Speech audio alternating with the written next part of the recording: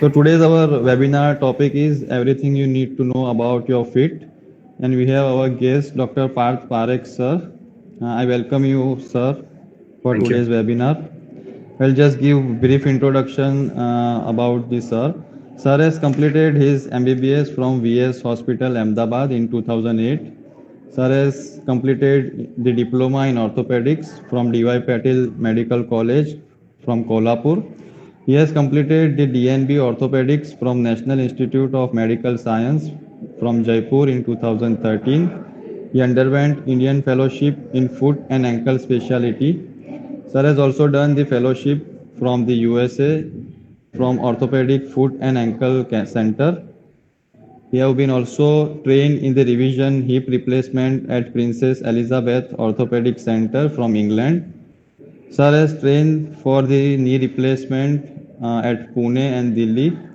And now Sir is full-time orthopedic foot and ankle consultant at SIMS Hospital, Ahmedabad. So I welcome you, sir, for today's webinar. Thank The you. Bhavna ma'am will give just,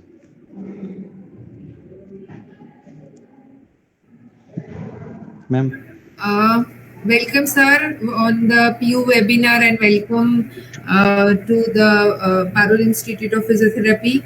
And we are hoping that all the students who are attending this webinar would take so much of the knowledge regarding foot and ankle, which is less focused area for the orthopedic physiotherapy rehabilitation. So thank you so much for accepting the invitation, and over to you, sir. It's an honor, madam, and thank you for having me.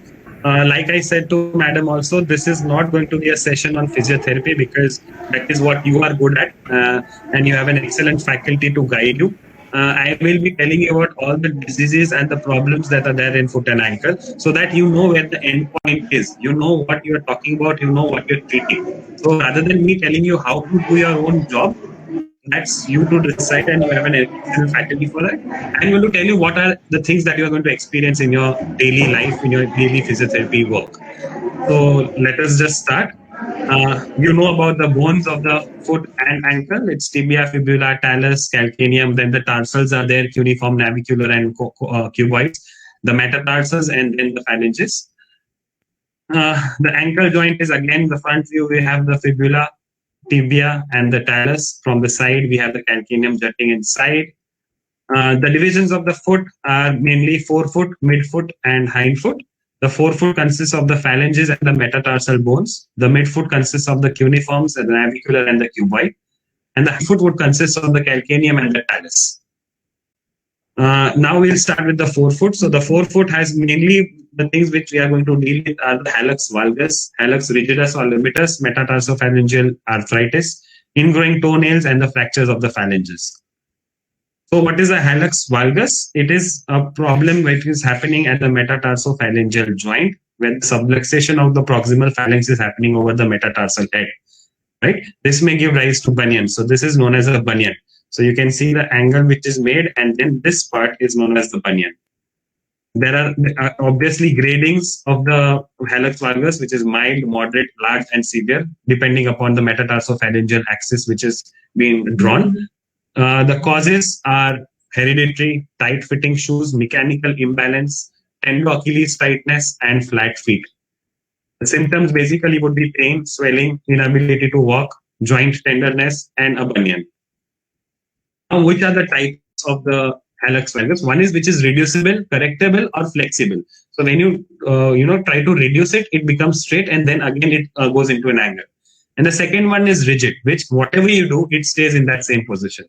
So for mild, moderate, reducible hallux valgus, what we do is it is passively corrected, stretching exercises, proper footwear, silicone spaces, which is shown like this one, orthosis for flat feet, and ruling out any other causing problems like tendo Achilles. If tightness is there, the stretching of tendo Achilles. If it's large, severe, or rigid, what is to be done? So basically, the subluxation has to be taken care of, and osteotomy is done, and there are release of the ligaments. So now you know that when hallux valgus is there, the medial ligaments are stretched and the lateral ligaments are contracted.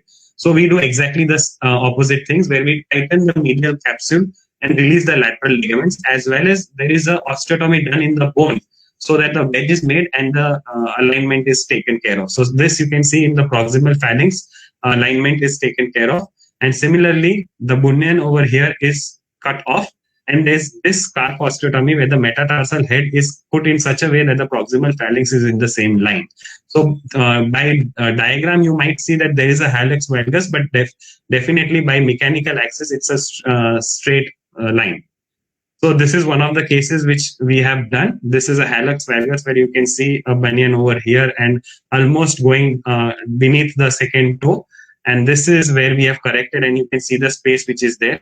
We advised the patient to go for the second and third corrections also, but they were not willing. But you can clearly see the web space, how much difference there is there. This is a second case we did last month. You can see the angle which was there previously, which was 50.8. We got it to 16.2. And this is what we done, which I discussed with you. We had done the metatarsal osteotomy, fixing it with 2 screws, and an osteotomy over here in the proximal phalanx. So if you see, it is still a straight line. The main thing to see over here is, you can see over here the metatarsal is so much exposed over here, and there is subluxation over here. If you see, the metatarsal is totally covered by the proximal phalanx. So that is how you know the correction in surgery is achieved.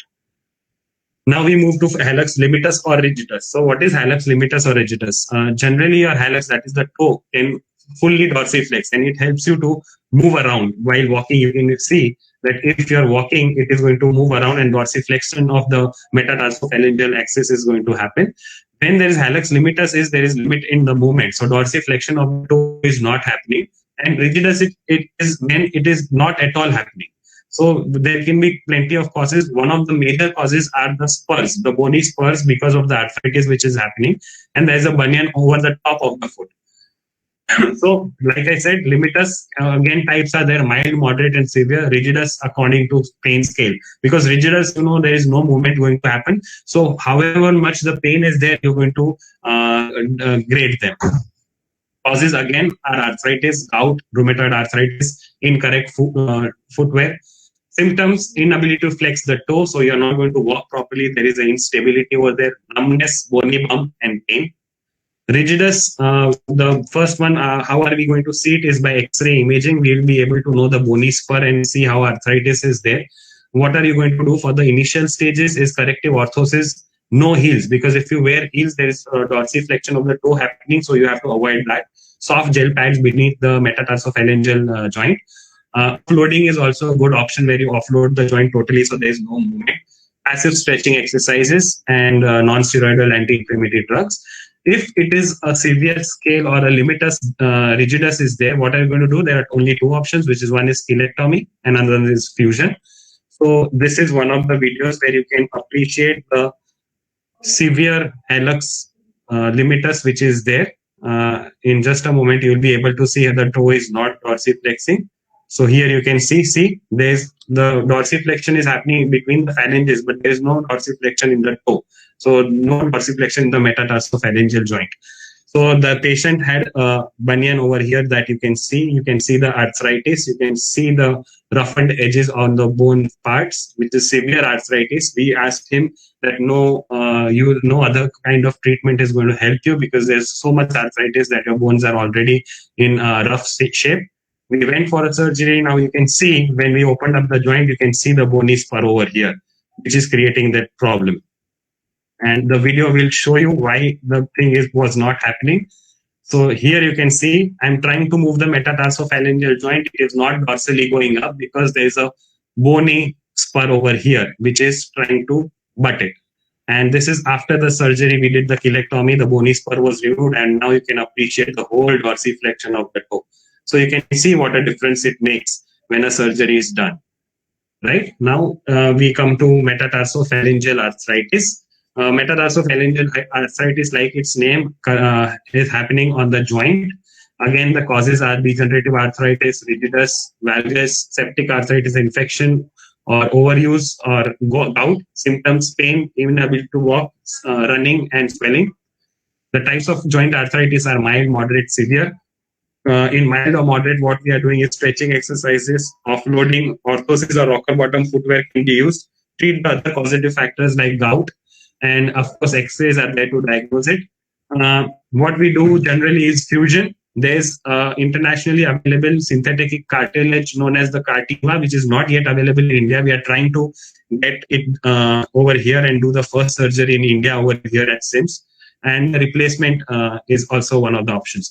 Please make sure no steroidal injections are taken in this joint. There's many people do this kind of a practice that when they have a pain in the joints, they take a steroid injection, but the metatarsophalangeal joint is not a place where you should go for it. This is the case. You can clearly see the metatarsophalangeal arthritis. This was done, a plate fusion was done, and one of the second things that we can do is another case is that we can fuse the metatarsophalangeal joint with 2 screws. Now we come to the toes. The toes, there are 3 types of toes: hammer toe, claw toe, and mallet toe. Each one has its own differentiation and you should know about it. The flexion at the proximal phalangeal joint is known as the hammer toe, which is only one joint is involved. Claw toe is 2 joints are involved, proximal phalangeal joint as well as the distal phalangeal joint. And in mallet toe, which is only the distal interphalangeal joint is involved. What are the causes? Now, the main cause is the tight flexors of the foot and the weak extensors. So that will make the toes go into flexion. And according to the joint, it is claw toe, mallet toe, or now other things which may lead to it are arthritis, trauma, ill-fitting shoes, bunion. The symptoms are pain. Then again, there are calluses and corns because the underside of the skin is going to get affected more, swelling and inability to walk. Mild and moderatable, which are passively correctable, there are stretching exercises done for the flexors, corrective orthosis is given, and X-rays, of course, will confirm the diagnosis. Moderate or associated with diabetes, what we do is fusion or tendon transfer. Tendon transfers are not widely used because these are terminal bones that we have to take care of. So fusion is one of the things that we do. This is a case of a 55-year-old diabetic female. You can see the amount of claw toes over here, hammer toes here, and then we had to reposition them and then fix them with the K-wires. Again, another thing that you don't see in your practice a lot, but people will now come to you is ingrowing toenail, where the skin is abutted with the nails. And what are the causes for that would be irregular curved toenails or not cutting the nails properly, poor posture, toenail injury, improper foot hygiene. There would be symptoms would be sometimes a pus would be there, or there may be bleeding over the skin, fluid buildup, pain or swelling.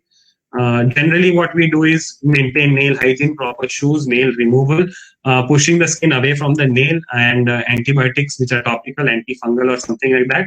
This is one such case. This female was a 25-year-old female who had come from Godhra.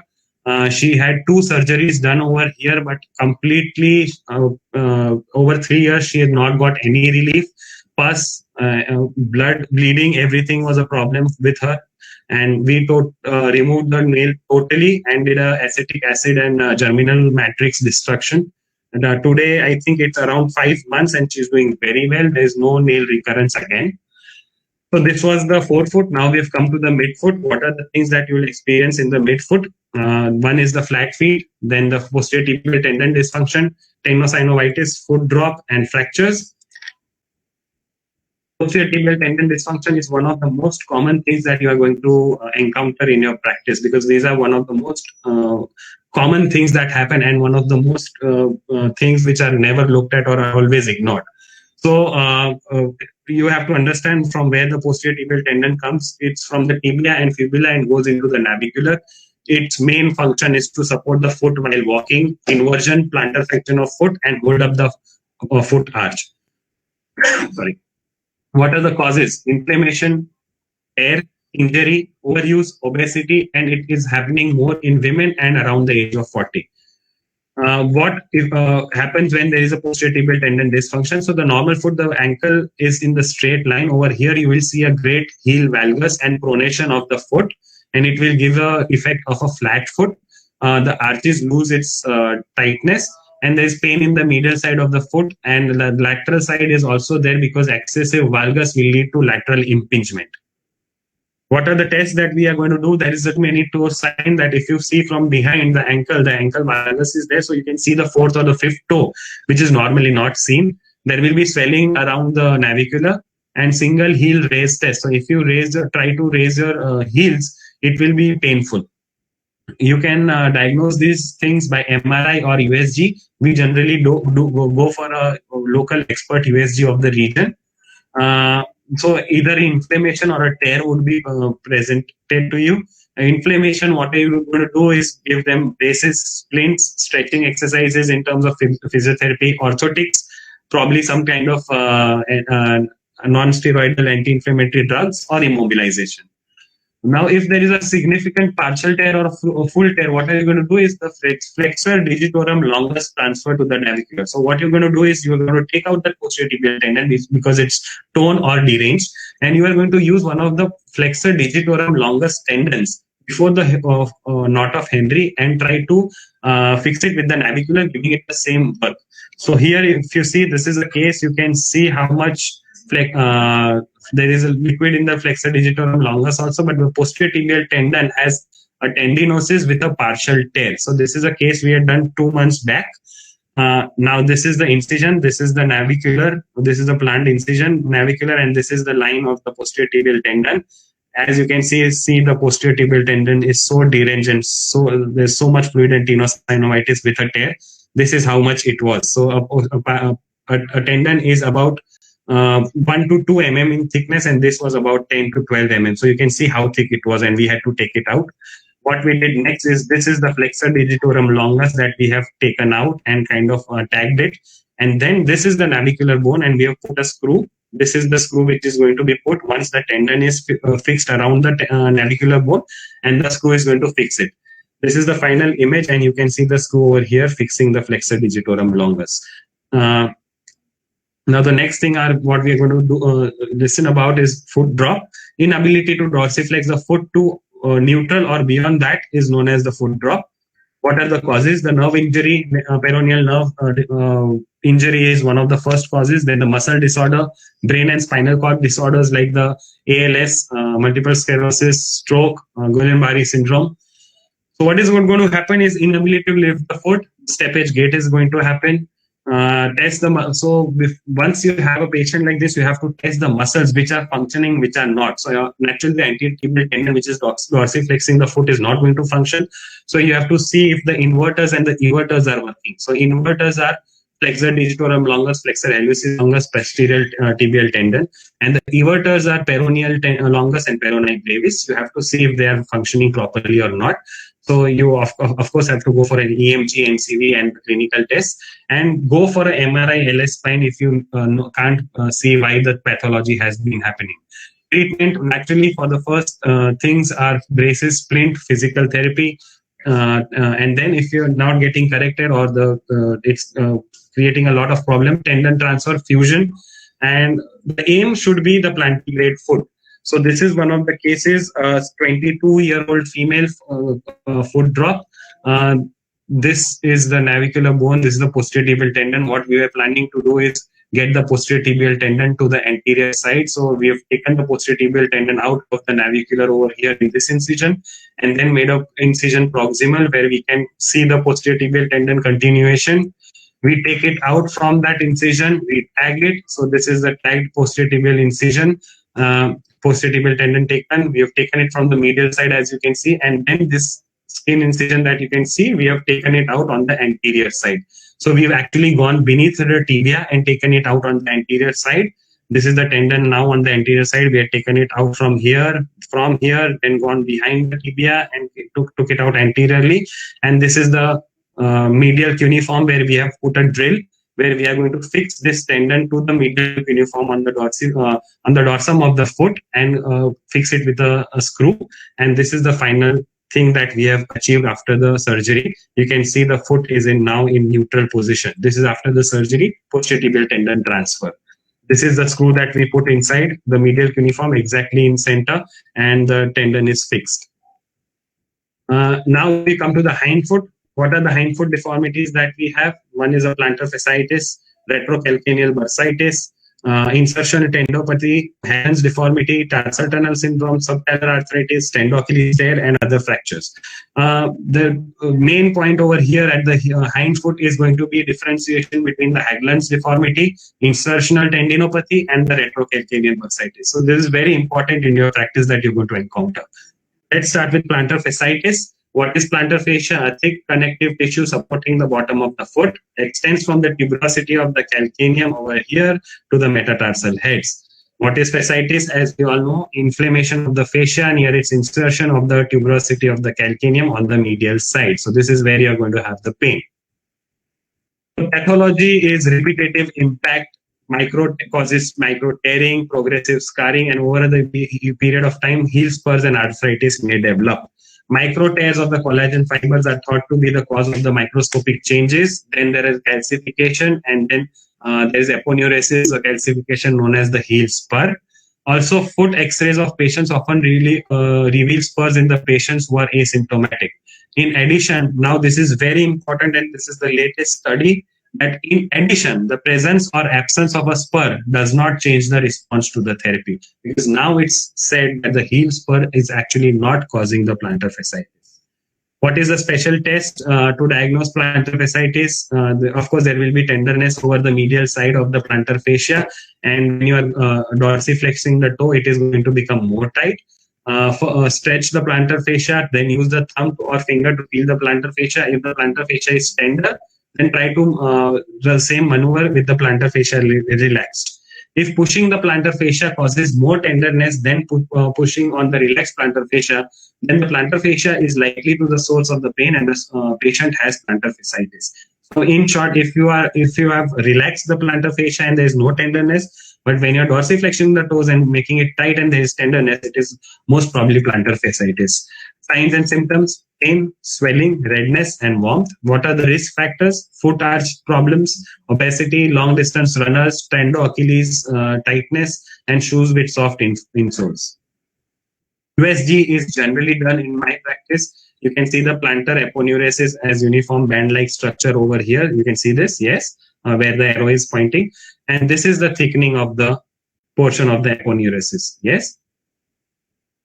So what are the treatment? For me, this is one of the things, one of the diseases that I completely give it to my physiotherapy team. I am not going to treat it because I know 99% of the plantar fascia problems are going to be treated by a physiotherapy with proper stretching exercises and proper patience. So stretching exercises, regular, night splints, taping, ultrasound, phonoferesis, and contrast bath. So other things are just an adjuvant, but main thing you have to understand for plantar fascia, physiotherapists are the main people who are going to relieve it, but it should be regularly done. That is the main thing. When this is not relieved, which is the 10% is not relieved, we go for a next level, which is a steroid injection, 2 ml xylocaine local and 2 ml dopamedrol or a Canacort with an 18 gauge needle. Remember, it has to be an 18 gauge needle. Site is the most tender site, and beneath the plantar fascia, it has to be given. If in about 2 to 3% of the patients. So I have been practicing since 2.5 years. I've had more than 400 patients with plantar fascia. Only 2 surgeries have been done for them. So with people with not getting proper relief from it, with everything done, only then surgery is done, and it is more less than even 1%, I think.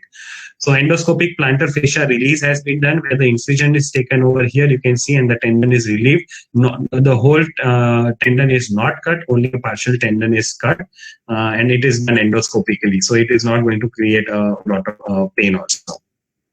So like I said, my practice, all patients, no matter how chronic, go through 3 weeks of stretching exercises. 1 out of 10 patients is steroid injections, that is 10%. Still chronic, get USG done, 2 to 4 mm conservative, 4 to 6 mm thickness conservative, more than 6 mm surgery. So this is what my practice generally is of. Now we come with the Haglund's deformity. This is one of the deformities which is of the bone of the calcaneum on the posterior side. You will see a bump. So here you can see a bump, a sharp bump on the calcaneum, which is known as the Haglund's deformity. What it does is when you are walking, it butts around with the tendo Achilles as well as the shoe on the outside and creates micro trauma or problems with the tendo Achilles, right? So the causes are tight tendo Achilles, which may lead to this high arch foot, genetic problems, hereditary, altered biomechanism. Symptoms: pain in the back of the heel where the bony pump rubs against the shoes. So now, radiologically, how you can find out this is very important, because you have to try to understand why is it happening. Is it because of the bursa or is it because of the bone? So when you do a lateral X-ray and you kind of draw parallel lines between the posterior, inferior and anterior inferior lines, and a parallel line through the anterior superior line, whatever outside that is, it's generally a Haglund's deformity. And you can see a bump as well as a sharp protrusion. So this is going to abut against the tendo Achilles and going to cause problems. So this is the Haglund's deformity over here again. Mostly conservative treatment is there, altering heel height in shoes so that there is no plantar flexion and the tendo Achilles are still safe. So plantigrade foot, orthosis, physiotherapy, steroid injection, only by a professional, so only by a foot and ankle surgeon. I have had many, I'm sad to say, but I've had many patients who have had Haglund's deformity and came with a steroid injection done by an orthopedic surgeon, but not properly, and I have had to operate them. So make sure that for these things, a proper foot and ankle specialist is seen. This is one of the surgeries. So I'll just tell you the principle behind it. On the right side, you can see the Haglund's deformity. Over here, this is the tendo Achilles. What you go and do is basically cut this deformity out, which is the protuberance, and that's it. So this is the incision which we generally take, and we go through the split tendo Achilles procedure. This is one of the cases which we had, 67-year-old from Aurangabad who had come over here. He was a farmer. You can see the protuberance over here, which was causing a lot of pain. And as he was walking a lot in the fields, we gave him a proper treatment, and you can see the protuberance has gone, as well as there is a rounded figure, and he's doing very well. Now the retrocalcaneal bursitis. So first we talked about the Haglund's deformity, which is here at the calcaneum. Now there's a bursa which is there between the calcaneum as well as the tendo Achilles, which is known as the retrocalcaneal bursa. Any condition causing problems, inflammation or fluid in that is known as the retrocalcaneal bursitis, because it means the inflammation of the bursa.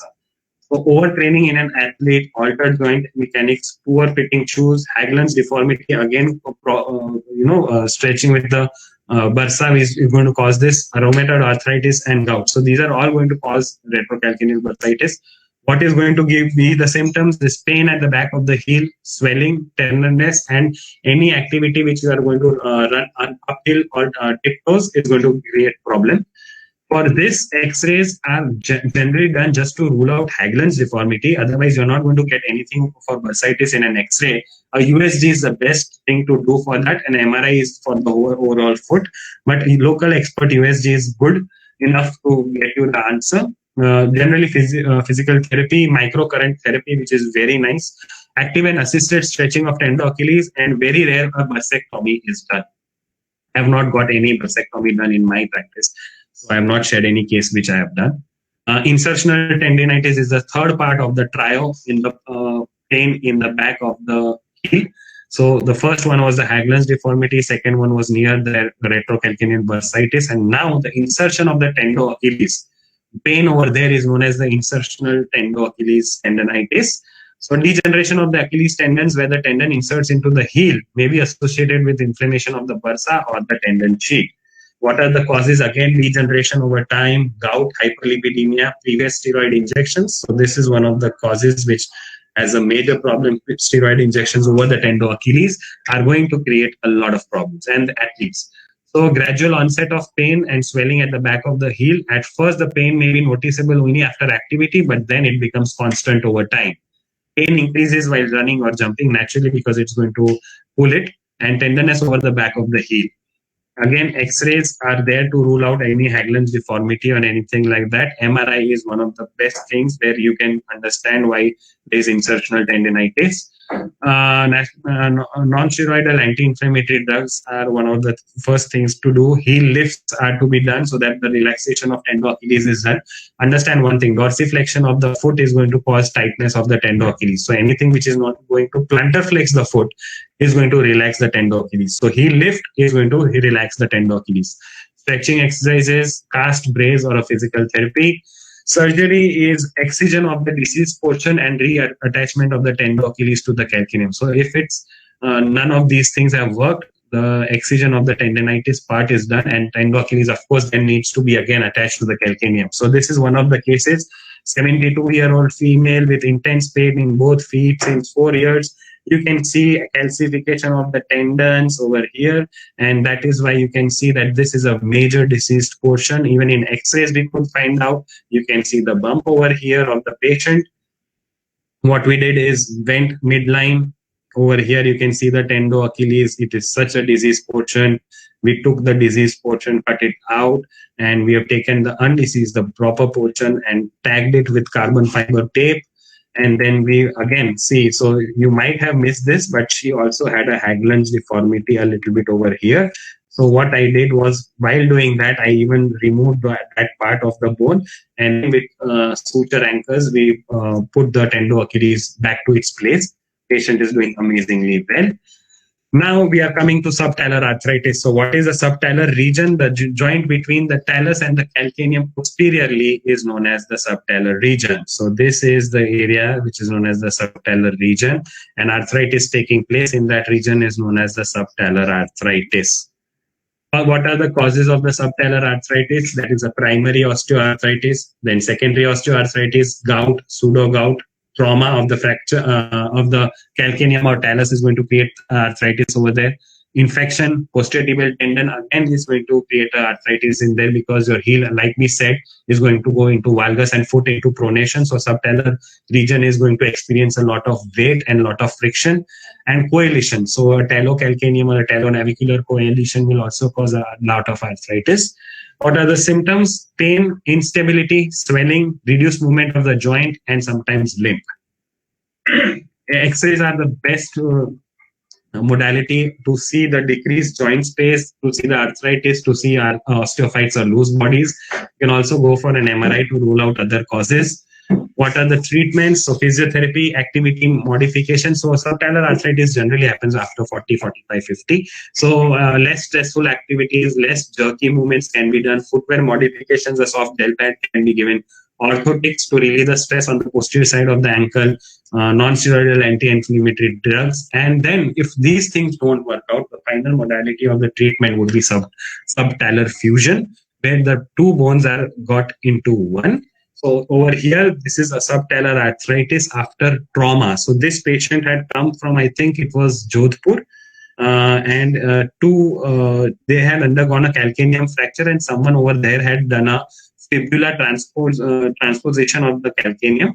And due to that, but the calcaneum was still moving, and there was arthritic problem over here because of intra-articular fracture.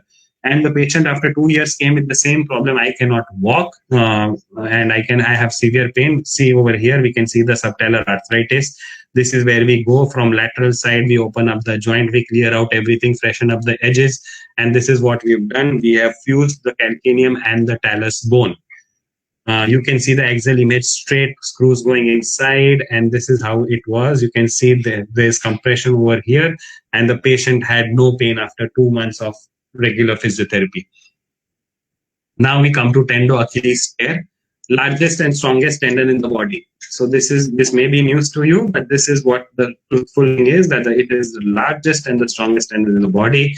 Inflection causes pulling of the heel, allows us to stand, run, walk, jump, etc.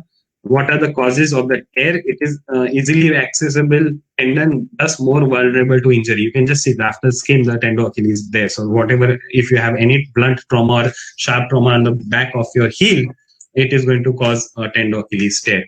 Why is it very important? Is because it also has a precarious blood supply. You may know about the watershed area over there. So trauma, blunt force, and excessive sudden jerk in athletes is going to cause a tendo Achilles tear. What is going to happen in symptoms is pain, swelling, inability to walk or stand. What is the test that we do is the Thompson's test. You might be aware of this, that when we try to squeeze the calf in the prone position with the leg outside the table, the plantar flexion of the foot is going to be done. If it's not done, that is a test negative. So at the tendo Achilles tear is kind of you can confirm. So MRI and USG are the general things that you confirm tendo Achilles tear in. If it's a 4 mm gap or less than that, international standard says immobilization, which is tried in countries like UK and Australia. Over India, we don't do it. We have never done it. And generally, we go for a surgery. If the gap is more, you can understand once a tear is there, the proximal part is going to go inside and distal part is going to go away. So there are sometimes when those both part cannot be got in to a safer area where we can suture them together or repair it. So a flexor hallucis longus, which is for the toe, is substituted for the tendo Achilles, and tendon transfer is done. So this is one such case. You can see on the left side, 7 to 8 mm gap after a tendo Achilles tear. So this is not an acute tendon tear. It is a chronic tear where the female has come from some outside periphery after 4 months. And so 4 months of walking on a torn tendo Achilles will do that. There will be more than 7 to 17 mm of retraction, and then it's impossible to get the tendons together to repair them. You can see a palpable area over here where you can easily make out that there is something going wrong over here. We took her for surgery, again a midline incision. We opened up and see it was more than 5 to 7 centimeters of a gap. The tendo Achilles were retracted over this much. This was the tear, and you can easily make out what a tear is. There's no distal portion at all over here. What we did is we fixed the, like I said, flexor hallucis longus. We kind of identified it, tagged it, we took it out. So this is the flexor hallucis longus tendon, which comes from the behind and goes to the toe. Because we have to make a tendo Achilles, it was impossible to repair it. Again, so it has been tagged. Now a drill hole is done in the calcaneum, and through that hole, the flexor hallucis longus tendon is passed through, and it is fixed with a biointerference screw. So the tendo Achilles work is done. But you have to understand, tendo Achilles is a very thick tendon, like we said, a very strong tendon. Flexor hallucis longus, on the other hand, is about 40% to its strength. So we cannot just put flexor hallucis longus and be happy with it. We have to try to get the tendo Achilles again so that it complements the thing. So here what we have seen is we have fixed the flexor hallucis longus as a tendo Achilles, but the tendo Achilles is still there. There's a large gap. What do is we kind of make a VY-plasty where we anterior and middle portions of the tendon are cut. They are stretched out. You can see the muscles on the posterior side are still there. So we are not cutting the whole tendon. We are cutting about 50 to 60%. But what it makes us do is it makes us stretch the tendon. And you can see that the gap over here was there before making the incision was this much. And now it has almost come to the heel. So we have then again tagged these tendons and then fixed them up. And so this was the Thompson's test, which I was saying pre-operatively. This was what was done. You can see, right? No movement, no plantar flexion of this female, what we did. No movement at all. Now we come to the ankle. The ankle has 5 things, but right now we'll discuss 4 of them: sprain, arthritis, deformity, and fractures. What is a sprain? The ankle joint is formed between the tibia, fibula, and the talus. Sprain is that the injury occurs when the ankle rolls over or twists or turns in an awkward way. It can stretch or tear the ligaments that hold the ankle joint. Which are the ligaments we are talking about? It is the anterior talofibular ligament. I think I have, yes. So it is the anterior talofibular ligament over here. This is the anterior talofibular ligament. This is the posterior tibiotalar ligament. And then there is the calcaneofibular ligament over this side. So these are the tendons which are going to get affected. What is the severity and grading of the tendons? Grade 1 to 3, right? Minimal stretching, no tear is grade 1. Partial tear is grade 2. Full tear is grade 3. What happens with a grade 1 is mild pain and swelling. 2 is pain, swelling, and some bruising or instability. 3 is because there is a full tear, there's instability and you cannot bear weight. Recovery time in a normal ankle sprain is 1 to 3 weeks. In a grade 2 partial tear is again 3 to 6 weeks, like 1.5 months. And grade 3 can take several months. Now, which is the one most important tendon ligament which is going to get affected is the ATFL, that is the anterior talofibular ligament. Connects the fibula proximally to the talus distally, weakest ligament of the lateral collateral complex. That is why it gets affected more. 2/3 of the sprains tend to be isolated injuries of the ATFL only. Avulsion is more common on the fibular side because it's the fibula side which is going to get wrapped upon. Symptoms are swelling, tenderness, bruising, pain, inability to put weight, and stiffness. Which are the tests? So X-rays to rule out any associated fractures. MRI can be done, but the most important test over here is also, which in my practice I use a lot, is USG, local expert part, to see what the ATFL is doing. Now, based on the grading system, 75% of the sprains are grade 1. So you know, compression, elevation, ice application, the RICE therapy that we say, rest, is going to work out, and within 5 to 7 days they are all good. 15% are grade 2. So these are the patients who are not going to get good over the period of 7 to 10 days, but they may take about 20 days or so. And then after that, a TheraBand kind of a physiotherapy and basic physiotherapy, if we start, they're going to do okay. The main problem is the grade 3, which are the 10%. It's the 10%, but understand one thing, if that patient is one of the 10%, for them, it is 100%. So in my practice now, unfortunately, ATFL tears are my bread and butter. I get every day at least one patient who's been suffering from months and months together, has been seen by an orthopedic surgeon, MRI has been done, everything has been done. It has documented ATFL tear, but what they do is either immobilize them for 1 month. It's nothing happening, go to a physiotherapist, go on doing it, and physiotherapist does not know that the MRI has been done or the tear has been done. Orthopedic surgeon will just call up and say, "Okay, हमने physiotherapy कराओ थई जैसे." 3 months, 4 months, 5 months, they are not doing well. Ultimately, they are getting frustrated, and then they are coming up to me, and now it is a regular phenomenon that's happening. So this is why I've taken the chance for me to explain to you, because you might get that 10% of the patients. At that time, you should know, like I said to ma'am also, we as surgeons should know when not to operate rather than when to operate. For you also, it should be there when you know that this patient is not going to be treated by you. It cannot be done anything by you. There is an end point and you have to send that patient for something else. If that 10% comes to you, you should know what that 10% is, and you should kind of know that this is that person.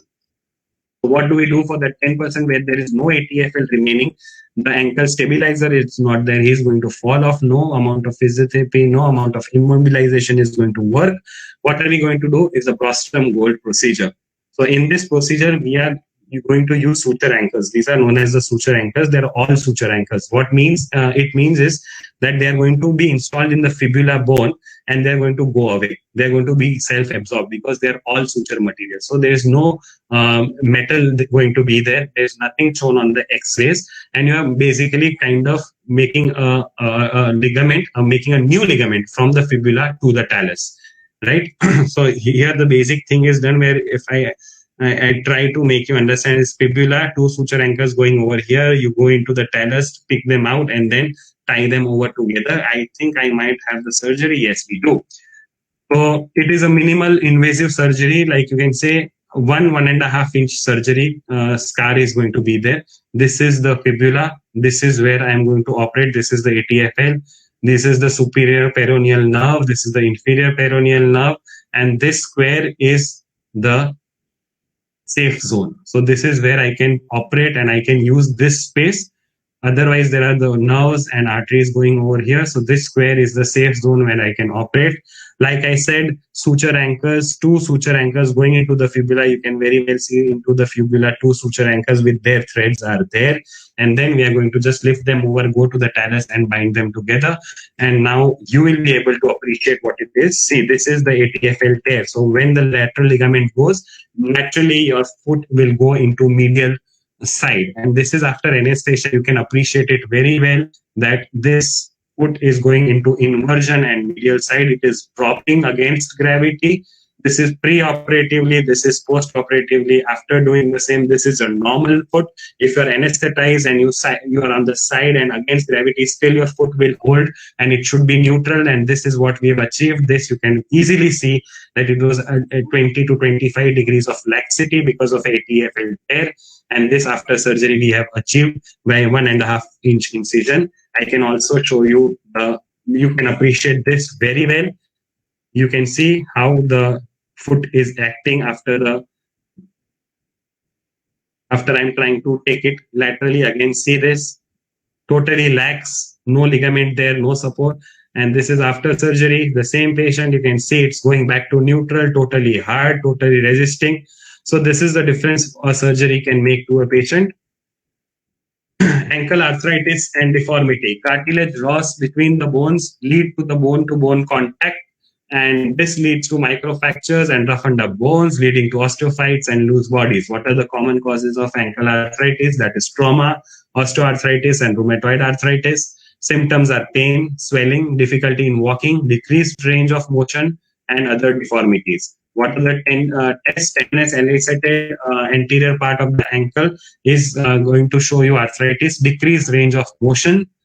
Imaging best is the X-rays, where you can see the decreased joint space, subchondral cysts, loose bodies, osteophytes, and deformities. MRI to rule out tenosynovitis, and CT scans to see if there are other coalitions or some other thing happening. Treatment is first is lifestyle modification, physiotherapy, orthotics like ankle foot orthosis, restricted activities, and modification. This is one such case. You can see a 65-year-old female, severe ankle arthritis. You can see ankle valgus. She cannot put the foot properly. You can see almost a flat foot kind of a thing. Over here, if you see the X-ray, the alignment is totally gone. Ankle valgus, heel valgus, you can totally appreciate the talus is straight and the tibia is going medially. And so the arthritis of other bones was not there. What we did is we did the lateral extensile approach, where we took the incision on the fibula and went into the ankle joint. You can see how much arthritis it is over here, better appreciate. So this is the talus, this is the tibia distal area, which you can see so many osteophytes over here. It should be very clear demarcated line, which it's not. It's a roughened edges. And we did a nailing in that patient. So we prepared the joint, and then this is where you put the nail from. You go from the second finger down, and then from the medial malleolus and lateral malleolus, a line is put, and the intersection is the point where you go inside with the nail. And this you can see on the lateral CM image. We are putting the guide wire inside. This is on the anterior side, and this is the final outcome. Sorry. This is the final outcome. Now you can see a straight tibia and a straight talus. So again, I'll show you this. You are seeing the tibia is going like this, the talus is going like this, the tibia has an angle on the lateral side, the talus is straight, and voila, you have a straight angle over here. So this is an arthritis and deformity, and then we have treated it by a fusion ankle orthosis. So I think this, ends our topic about everything about foot and ankle. I have missed one or two things, which is the flat foot and tenosynovitis. But I think because of the experience I have in flat foot, that again would need a larger amount of time or a different session altogether, because we are the first ones in Gujarat doing flat foot reconstruction surgeries, and we've already done 10 surgeries. But I would not, due to less of time for that, or it should be a different topic because so much has been discussed today. We will discuss about flat foot some other day. If you have any feedback about this session or how I may be able to help you, you can contact me on Instagram, Facebook, or on my website. And that about concludes the things. I think we have time for question answers. Yes, we do. So I'll just stop sharing this slide and we can have questions. Thank you, sir, for such informative session. We have few questions. Yes. What is the significance of taking MRI of lumbar spine in foot drop? Okay. So the foot drop can be due to many things. It can be a space occupying lesion on the nerves. It can be a peripheral vertibular disc. which is kind of jutting against the nerves, and because of that the anterior tibial tendon or the common peroneal nerve may be getting affected, or lumbar canal stenosis, and that may lead to foot drop. So foot drop always, if you cannot find the obvious cause of it, if there's no injury, if there's no ALS, if there's no Guillain-Barré syndrome, if something like that has not happened, always go for an MRI and a spine. There may be a space occupying lesion over there. There will be a either prolapsed intervertebral disc over there or a severe lumbar canal stenosis, which may affect the nerves, and the anterior tibial tendon won't be working, and then because of that there's a foot drop. Okay. So one more question. Post-surgery for insertional tendinitis, when patient can start full weight bearing, and which kind of shoe wear will you suggest post-surgery for the same? Okay, so post-surgery, what we do generally is we give a slab or a cast for the patient for 4 weeks. And after 4 weeks, there is a walker, a compression walker, if you know, a pneumo compression walker, air cast, which is known as, or we give them a ankle binder, a longer ankle binder, 2 weeks of that in weight bearing. And then after 2 weeks, that is the 6th week, they can start full weight bearing. From the period of 4 to 6 weeks, when they can start standing and weight bear, they can do their exercises, the dorsiflexion, plantar flexion, inversion, eversion, and circular motions at whenever they are not standing up. So generally, what I say to my patients is 8 weeks is the time that you can understand that you will be walking properly without any limps. 4 weeks of complete immobilization, 4 to 6 weeks of physiotherapy, as well as walking and gradual coming into the full weight bearing, and 6 to 8 weeks you will start weight bearing. For shoes, I will encourage them to wear a little bit of a heel raise, because then the tendo Achilles is slightly not stressed, and that continues for about 4 to 6 months, and then they are all fine. They can do all the regular activities with normal things. So one last question.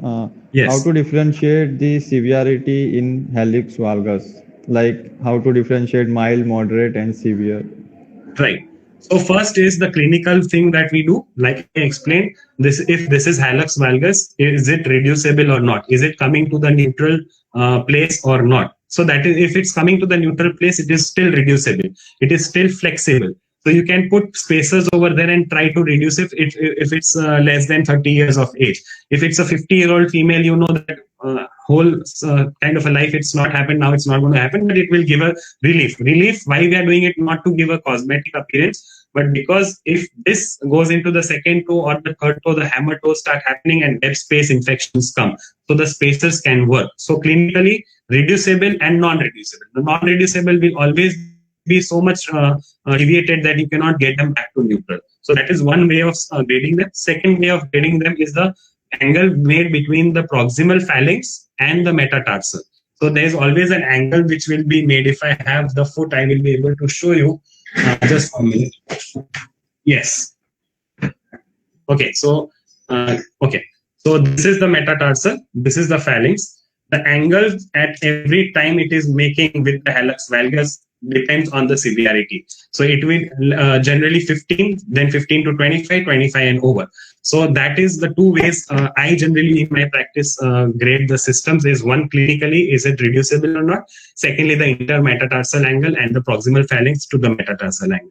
And when you are doing the surgery, that is what is going to matter. That is the proximal phalanx to the metatarsal head angle. Okay, so this was all about the question answer, sir. Thank you so much. Thank you so much for having me, and thank you very much, Bhavna ma'am, for thinking of me for foot and ankle.